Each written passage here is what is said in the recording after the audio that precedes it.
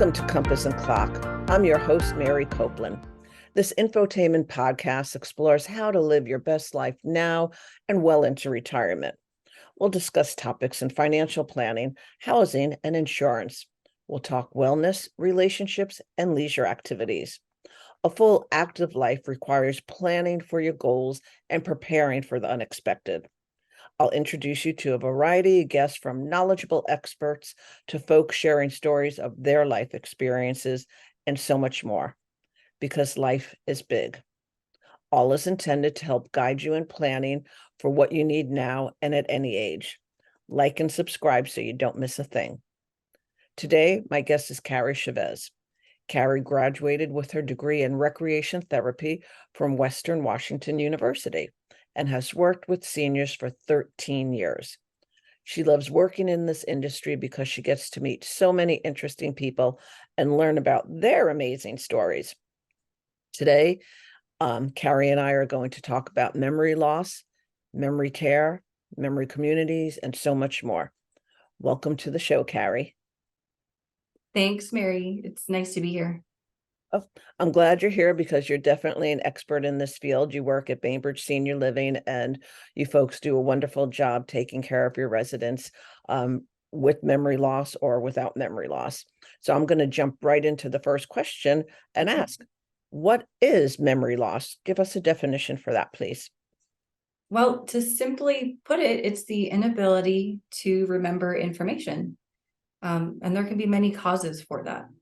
It could be fatigue, lack of sleep, medication side effects, or more commonly, what I see is related to Alzheimer's and dementia.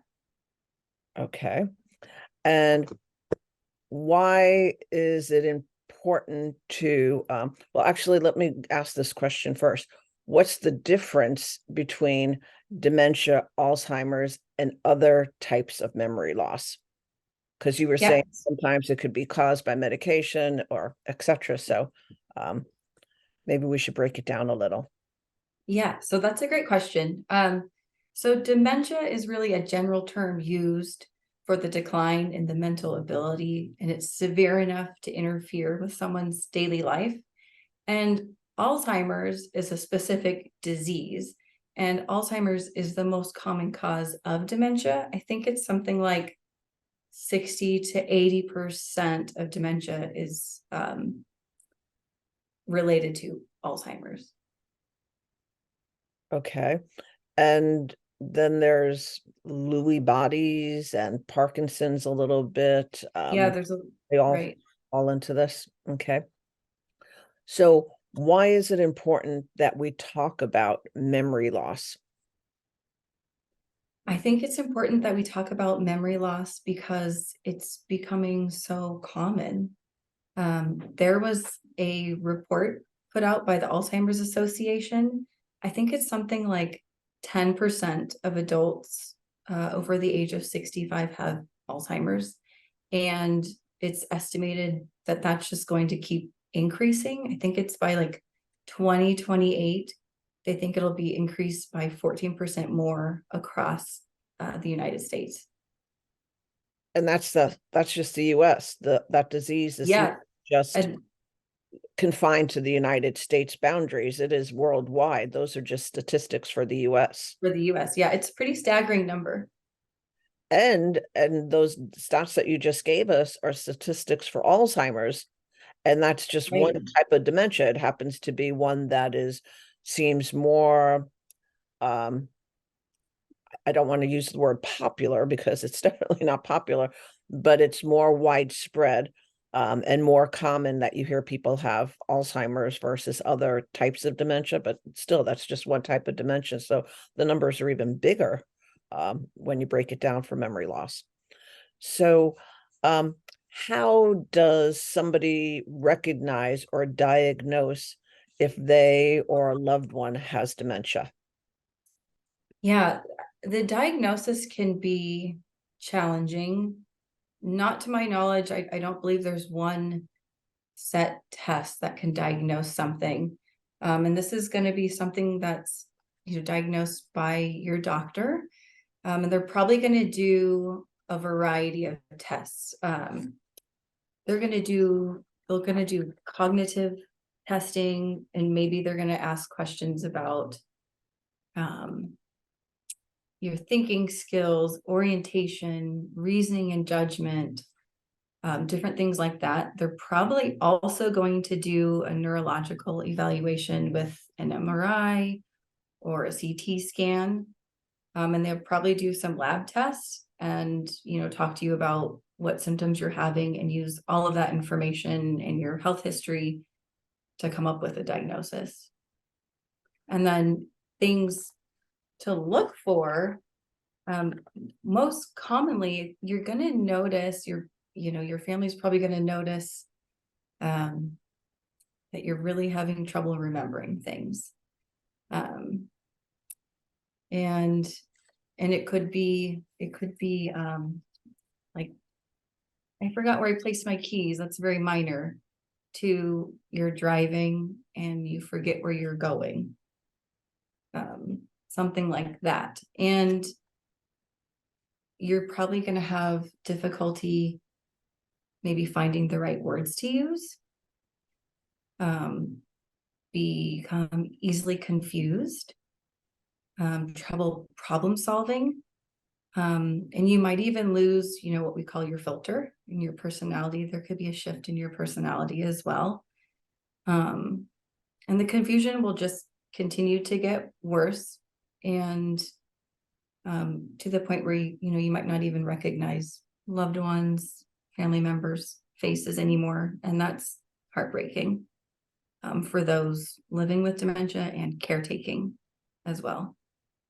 So in the beginning, the signs that somebody would notice are, what you just said was more as it progresses. But in the beginning, it could be that they're repeating themselves, asking the same question over. They're being forgetful, whether it's where are their keys or they couldn't find their way home. So those are signs to look for, and to then go see a doctor and get some diagnosis and treatment. Absolutely. And again, like you said, it could be maybe a medication that they're taking that's causing this. So people shouldn't jump to conclusions right away, but they should look into it and not ignore it. Correct? Correct. Okay. So if somebody is afflicted with this disease, how do you care for that person? Whether it's home, a community, etc. There are different options. So can we walk through all of those, please? Yeah, so there's a variety of options, and it's really, what works best for your family and your loved one. There's plenty of people that still live at home and they have a family helping to caretake for them. And then there's also the option of hiring in-home caregivers. So there's a lot of different agencies out there that have caregivers that will come to your home, and maybe you use it as a supplement. Maybe family can be there 5 days a week, but they're not able to be there on the weekends. So you can have in-home caregivers come over the weekend, or they could be there. I've met people who have in-home caregivers 24/7. And then there's other options like adult family homes and memory care communities as well, who are specialized in caring for those with memory loss. So I think it would be beneficial if you tell our audience what an adult family home is versus a memory care community. Yeah, an adult family home is going to be it's a home, somebody's home. So there might be 4 residents that live in that home, as opposed to a memory care, which is going to be typically something much larger, and it might be attached to an assisted living or something like that. Maybe there's going to be 30 residents there. Okay. And in an adult family home, Um, the setting is usually a house, but It's a it, house. right, Mhm. and it's up to 6 residents they can have. And they do have caregivers on staff there. It's not that folks that are need assistance are moving in with the family. Normally, Right, it's just a smaller, more homey environment versus going into a memory care community that has more than 6 residents and more staff, more caregivers, activity directors, a chef, etc. This is on a correct. smaller scale. Um, so I just want to make sure our audience understands that. Yeah, Uh, thank you. yeah. So how, now that we're talking about, adult family homes, memory care communities, and assisted livings, how would you recommend finding an appropriate memory care community for a loved one that has dementia? How would they go about doing that? Yeah, I think that journey and that decision can be pretty overwhelming to find the right fit. And it's a big decision and it's a tough decision. So I think that I would recommend families really, you know, make a list of what does your loved one need? What's their care needs? And who are they as a person? And then when schedule that visit, go see some memory cares. And when you go there, think back to what are the care needs of my loved one and will this community fit? And I would also encourage you to, when you're on tours, to talk to various employees, talk to the administrator or the executive director or the nursing staff, caregivers, and then observe the residents, observe what's going on. Are people happy? Are family members, happy? Are people engaged? What are the activities that are going on? I would look at all those things and figure out, you know, will this work? And then know your options and go on a lot of different tours. Yeah, and I would suggest also when you go on tours, do them at different times. Go on a tour Yeah. so that it's with the morning breakfast time and schedule it so that you can have a meal there, taste the food, smell the food, see who comes down for breakfast, um, you know, and do it at the 3 different meal times, breakfast, lunch, dinner, Hmm. and just get a feel for it. And I know where you work over for Bainbridge Senior Living, um, you have an amazing chef. So I did take my father to Madison Ave House um, for breakfast and for lunch because he was considering moving to Bainbridge Island and was looking at your community. And breakfast is his favorite meal of the day. And one of the things that I would also recommend is it's not just observing the residents, but it's observing the staff too. What is their interaction like with the residents? Are they disgruntled or are they happy and they really are Hmm. caring for them like it's a family member? And some other things I think that would be important too on that list that you're putting together would be not just what their needs are, but what are their wants? You know, if it would be, if the most important thing is that they want a view, whether it's a territorial view of beautiful trees and flowers or some mountains or sky, maybe that makes all the difference in the world. Or what community, what kind of activities do they have? My mom loved music, so is music involved somehow? So I think you got to think of all of those things also, right? The social aspect of it and Oh, the meals. absolutely. Yep. So, Absolutely. okay. So I mentioned that you work at Bainbridge Senior Living, and that's on Bainbridge Island, and you have 4 communities, and one of them is Madrona House. And at that particular community, it's assisted living and memory care there also. So can you talk to us a little bit about how the staff at Madrona House cares for residents with dementia? Because you seem to be doing something a little different than other memory care communities. There's certain processes and things that everybody does, but you guys have created what seems like a twist to it to just make your caregiving even better. Thank you. That's nice to hear. Our staff really tries to take an individualized approach to care. And not only that, but immersing themselves in our residents' reality and trying to meet them where they are at that point in the day. It's really, really important for us to get to know who our residents were and who they are now.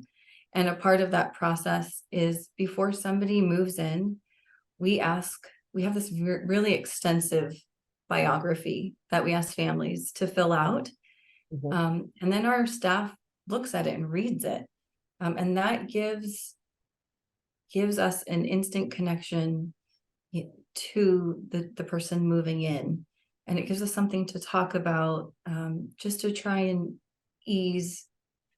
It's really hard to be moving in, especially when you're confused. And so that kind of helps ease some anxieties and then helps our staff get to know them and how to best care for them. Because the better we know them, the better we can care for them. And I have a great example of this. So we had a gentleman who was not wanting to come eat dinner. And, stop and think about, where is he at right now? Who is he? And he was a wildly successful businessman, had a very large company. And his reality was that he was still this businessman. And so I decided to try something and to see if it worked. And so I became his secretary. And I said, you know what, sir, it's time for your dinner meeting. You have guests here and you need to come to your dinner meeting. And he completely changed his demeanor and he came to dinner, and I sat him at the head of the table and I had a stack of papers for him to sign. And he signed and ate, and I sat next to him as his secretary, and he came to dinner. And so, that was this great moment of knowing who he was and where he was at, and then using that to care for him. So I think that's the kind of thing, that we strive to do. And that it's really important, and it's special when, you can do that. Well, you're smiling ear to ear, and that must have been such a gratifying day for you, and It probably was. emotional too. Absolutely. And then it was just so cool that, you know, that's how we could approach it. And that he came to dinner every night and he sat at the head of the table, and it was just so cool, to see that success. And that information, that story that you're sharing with us, audience, that please listen, this doesn't just have to take place at Madrona House. Take Right. advice into your own home. If your loved one is in your home and you're caring for them, you know who they were, but this is where they are now. Meet them. Mm-hmm. Denial is very difficult. I know we went through that. My dad just had a hard time, with the accepting what mom was going through. And if you can accept it um and meet them, it can make the journey better. Absolutely. At Madrona House, there's other things you do. I hear something about black toilet seats. Yeah. Yeah. So, again, we really try to tailor things to the individual. So Some of the other things that we do, so yes, the black toilet seats. So for some individuals, you have a caregiver and you're trying to help somebody back up and sit down on the toilet. There can be a lot of anxiety around that because the white toilet seat can blend in to the background and they kind of lose that visual cue that there's something there. And so we have black toilet seats. If that's a difficulty for someone, and that's a visual cue that there is something there. And it's just a measure to try and help ease someone's anxiety, as simple as going to the bathroom.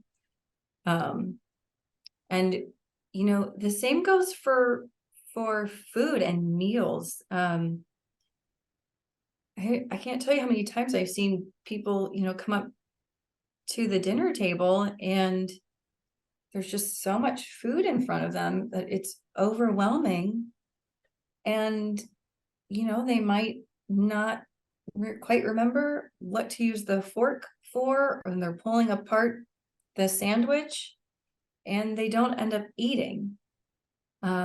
So, if that's an issue, I would suggest, since what we do is serving smaller portions, cut up portions, finger foods.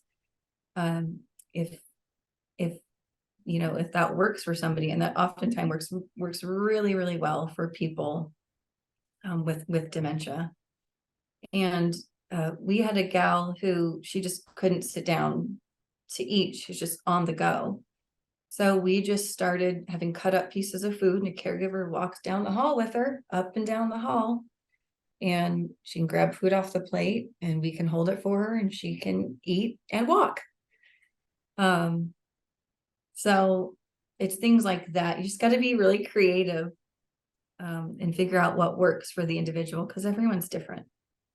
Well, I love the extra measures that your staff takes to really enrich the lives of the residents with dementia that you care for. Thank Do you you. have any tips or advice you would want to give to people when you're speaking with them that are taking a tour of a memory care community? Any type of tips you want to share for them? Yeah, so I always like to ask, have you been into a memory care community before? They're going to say yes or no. And, if it's no or yes, I like to let people know that we have a lot of different people living with us on their memory loss journey, and that's okay.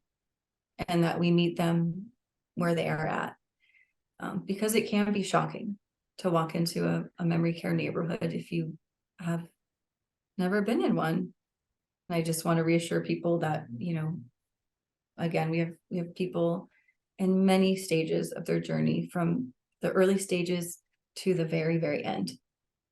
And that it's an honor and a privilege to take care of people all along the way. Well, you do it well. We're going to wrap up in a moment. So is there anything else you want to share with our audience to help them navigate this difficult journey? I think it's just important to remember that you're not alone. And don't be afraid to ask for help. It's a very difficult journey to be on, and there's a lot of support groups out there and resources available. And a lot of different communities also have a lot of good resources. So, you can reach out, even if you don't intend on moving your loved one into a memory care, you can reach out to your local memory care, in your communities, and ask questions. And they might be able to help get you hooked up to different support groups and things like that. I think it's important to be, surrounded by people in a similar situation. That's good advice. Well, we're going to have to say goodbye. So thank you, Carrie, for speaking with me today so that our listeners that have a loved one with memory loss are much better equipped on how to navigate this difficult journey. And, as we said, what you shared with us today can be adapted and implemented in the different caregiving situations, whether it's somebody's being cared for at home by a family member, whether it's a combination of a family member and in-home care coming, whether it's somebody living in a memory care community. All of this applies across the board. And I think one thing we should point out is that if somebody is caring for a loved one, at home, as you said, ask for help, because the caregiver needs to take care of themselves. They need to keep their health well. Otherwise, they can't care for the loved one. So make Absolutely. sure you give yourself some grace, give yourself some respite, ask for help, get some, it's okay to take every Wednesday off, for instance, and make it your self-care day and have somebody else help that day. In the long run, it'll be worth a million. So And just to your point there, and we actually offer, and many other communities do as well, and people don't realize it, is we offer respite care.